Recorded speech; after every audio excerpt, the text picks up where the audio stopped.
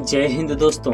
आज हम बात करेंगे मौर्य वंश के राजा चक्रवर्ती सम्राट अशोक की, जिसके शासनकाल में शत्रु अखंड भारत की ओर आक्रमण करने से पहले 100 बार सोचते थे। चक्रवर्ती सम्राट का राज्य उत्तर से हिंदू कुश तक्षशिला की श्रेणियों से लेकर दक्षिण में गोदावरी नदी, सुवर्णगिरी पहाड़ी के दक्षिण तथा मैसूर तक तथा पूर्व में बांग्लादेश पाटलिपुत्र से पश्चिम में अफगानिस्तान, ईरान, बलूचिस्तान तक फैला हुआ था।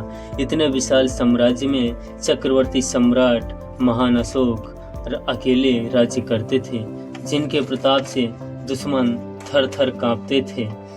निडर और साहसी राजा जो निर्भय होकर राज्य करते थे, उन्हीं चक्रवर्ती सम्राट अशोक के बारे में बताएंगे, जिन्होंने अपनी महानता से पूरे भारतवर्ष को अपनी मुट्ठी में कर लिया था और उसके बाद अचानक से अपना हृदय परिवर्तन करके अहिंसा का मार्ग चुन लिया था। आज के इस वीडियो में हम बात करेंगे आखिर क्यों अशोक ने अहिंसा का मार्ग चुन लिया।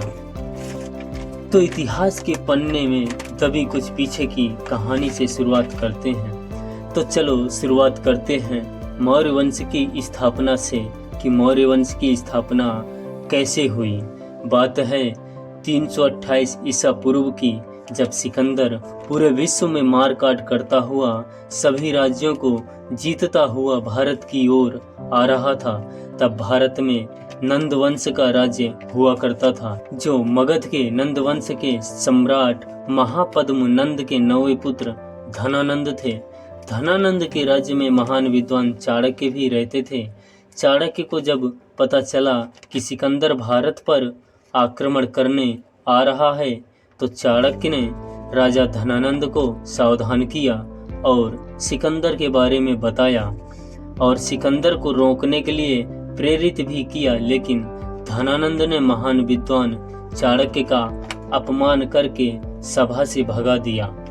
तब चाणक्य ने अपने अपमान का बदला लेने के लिए मन में ठानी और नंद वंश को समाप्त करने की प्रतिज्ञा ली और सभा से चले गए।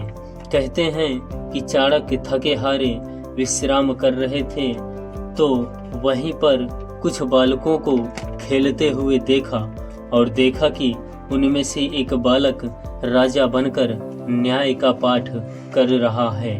चाणक्य ने उस बालक को अपने पास बुलाया और उसके घर गए। उनके घर में माता थी। चाणक्य ने उनकी माता से आज्ञा लेकर उस बालक को अपने आश्रम ले गए और वो बालक कोई और नहीं, स्वयं चंद्रगुप्त मौर्य थे, जो आगे चलकर नंद वंश के राजा धनानंद को मारकर 321 ईसा पूर्व में मौर्य वंश की स्थापना की। चंद्रगुप्त मौर्य प्राचीन भारत के महान शासक थे। सिकंदर की मृत्यु के बाद चंद्रगुप्त ने अपने पराक्रम से यवन के राज्यपालों को अपनी तलवारों से काट डाला और ऐसा तांडव मचाया कि सारे यवनवासी भाग खड़े हुए। चंद्रगुप्त का ऐसा रौद्र रूप देख पंजाब के शासक क्षत्रप युदेमस अपनी सेना तथा साम्राज्य छोड़ अकेले ही डरकर भाग निकला। सीरिया के सम्राट सेलुकस ने डर की वजह से चंद्रगुप्त को विवाह में एक यमन कुमारी तथा एरिया यानी हिरात और एकोरोसिया, जिसे आज के समय में कंधार तथा काबुल और बलूचिस्तान प्रांत दिए। चंद्रगुप्त मौर्य के बाद उनके पुत्र बिंदुसार राजा बने। बिंदुसार तेजवान और प्रतिभावान राजा थे, जिन्होंने अपने साम्राज्य की राज्य सीमाओं का विस्तार तेजी से किया। बात है सन 304 ईसा पूर्व में, जब राजा बिंदुसार और रानी धर्मा के पुत्र ने पाटलिपुत्र में जन्म लिया। राजा बिंदुसार को अपने पुत्र के मुख में आने वाले तेज से ही इस बात का आभास हो रहा था कि वो पुत्र आगे जाकर उनके साम्राज्य को विस्तारित करेगा और आगे जाकर उन्होंने अपने पुत्र का नाम अशोक रखा। ऐतिहासिक लेखों के अनुसार राजा बिंदुसार की 16 पटरानियां थी और उनके कुल 101 पुत्र थे, जिनमें से एक अशोक भी थे।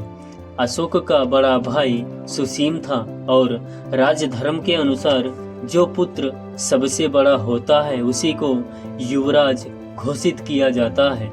इसी कारण कुशल होने के बावजूद तक्षशिला का शासन सुसीम को दिया गया, लेकिन इतिहास के कुछ लेख बताते हैं कि सुसीम को पूर्णतः राज्य शासन नहीं दिया गया था। लेकिन सुसीम के अकुशल प्रशासन के कारण उसके क्षेत्र में प्रजा ने विद्रोह छेड़ दिया। ऐसे में राज्य दरबार में सभी जानते थे कि राजपुत्र अशोक के अलावा कोई भी इस विद्रोह को नहीं रोक पाएगा, और इस बात को जानकर अशोक को ही प्रजा में पनप रहे विद्रोह को शांत करवाने के लिए भेजा गया। जैसे लोगों ने यह बात सुनी कि अशोक खुद उनके विद्रोह को सुलझाने के लिए आ रहे हैं, तो उन्होंने विद्रोह को बिना किसी सुझाव के ही खत्म कर दिया। इस बात से पूरे साम्राज्य में अशोक की और भी ज्यादा ख्याति बढ़ गई और भी ज्यादा प्रशंसा हुई, और अशोक पहले से भी कई गुना अधिक प्रसिद्ध हो गए। लेकिन इस प्रसिद्ध से उनके बड़े भाई सुसीम को डर सताने लगा कि अगर अशोक जनता के प्रिय हो जाएंगे तो उसकी राजगद्दी खतरे में न पड़ जाए। इसी डर की वजह से उसने अपने पिता बिंदुसार से कहकर अशोक को निर्वास में भिजवा दिया।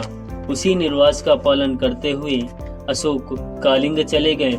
वैसे तो अशोक का स्वभाव काफी क्रूर था, लेकिन वो बौद्ध गुरुओं के साथ रहकर अपने क्रोध पर काबू पाना सीख लिया था।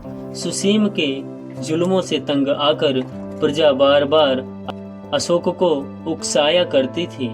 जब वो शांति से आश्रम में अपने दिन बिता रहे थे, उसी समय उन्हें जानकारी मिली कि उनके सौतेले भाइयों ने उनकी मां की हत्या कर दी। इस खबर को सुनकर अशोक बड़े क्रोधित हुए और वो राजभवन में जाकर अपने 99 भाई की हत्या कर दी और बाद में सिंहासन की बागडोर 270 ईसा पूर्व में अपने हाथों में संभाली।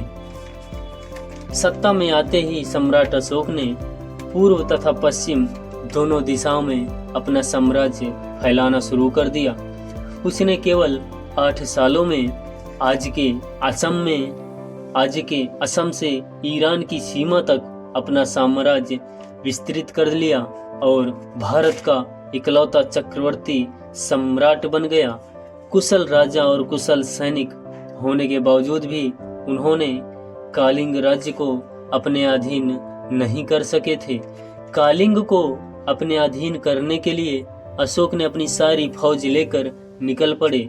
दोनों राज्य की आपस में कई घंटों तक युद्ध चला, लेकिन कौन जीतेगा यह पता नहीं था।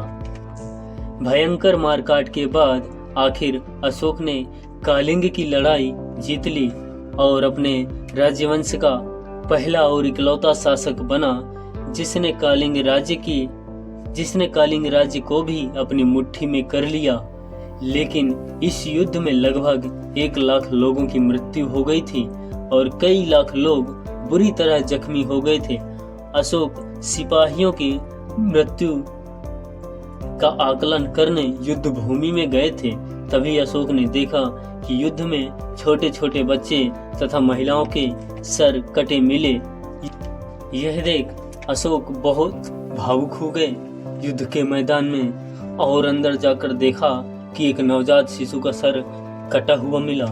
इतना भयंकर नरसंहार, जिसमें छोटे छोटे बच्चे, महिलाएं तथा जो भी मिला उसे काट दिया गया। यह सब देख सम्राट अशोक का हृदय परिवर्तित हो गया। जो सम्राट अशोक क्रोध की आवेश में आकर राजगद्दी संभाली थी, सम्राट अशोक ने शांति पाने के लिए उन्होंने युद्ध क्रियाओं का त्याग कर दिया और फिर कभी न युद्ध करने की शपथ ली, और उन्होंने बौद्ध धर्म को अपना लिया और एक भिक्षुक की तरह जीवन यापन आरंभ कर दिया। विदेशी राजाओं में अशोक का भय इतना था कि युद्ध न करने की शपथ लेने के बाद भी कोई विदेशी आक्रमण नहीं किया। सम्राट अशोक के पुत्र महेंद्र तथा पुत्री संघमित्रा ने भी बौद्ध धर्म के प्रचार प्रसार में योगदान दिया और विश्व में अहिंसा का संदेश पहुंचाया। लगभग 232 ईसा पूर्व में सम्राट अशोक की मृत्यु हो गई।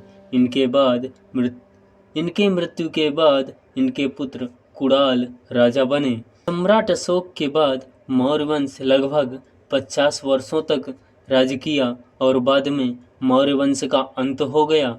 तो दोस्तों, कैसी लगी यह जानकारी? ऐसी वीडियो देखने के लिए हमारे चैनल को सब्सक्राइब करें, जिससे सबसे पहले हमारा वीडियो आप देख पाएं। तो दोस्तों, फिर मिलेंगे अगली वीडियो में। जय हिंद, जय भारत।